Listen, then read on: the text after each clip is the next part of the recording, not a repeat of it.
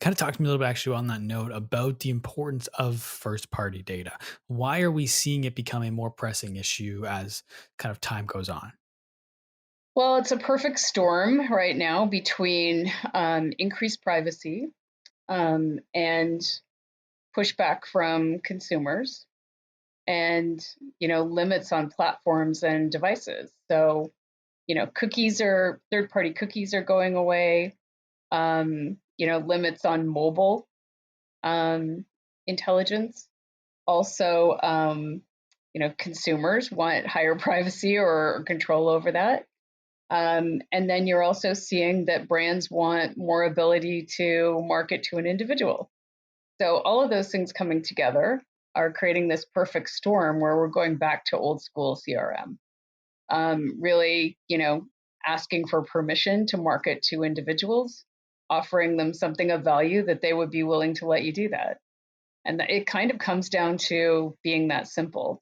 There are some interim solutions that are being offered by some of the platforms and devices, but they're really, I don't think that they're hitting the mark with marketers. And I honestly don't feel a lot of marketers are understanding the impact that's coming.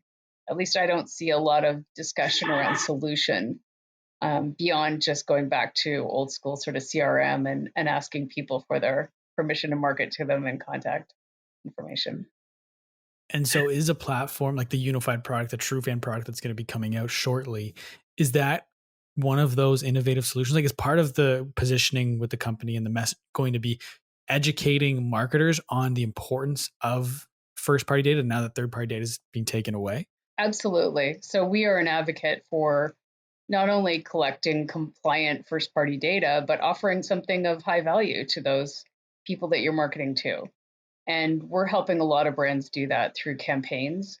And so there's always a value exchange.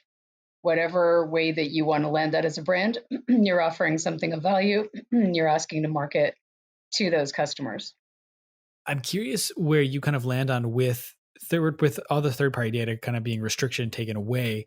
Where do you land on with all these decisions happening when it comes to consumer data privacy? I've talked to other marketers in the podcast in the past, and the spectrum is kind of like almost professionally, I don't like it because it makes my job harder to reach the customers I want. But personally, it makes sense, and I'm glad we're doing it. It's kind of like where do you land on when it comes to third party data being taken away and becoming harder to target your customers?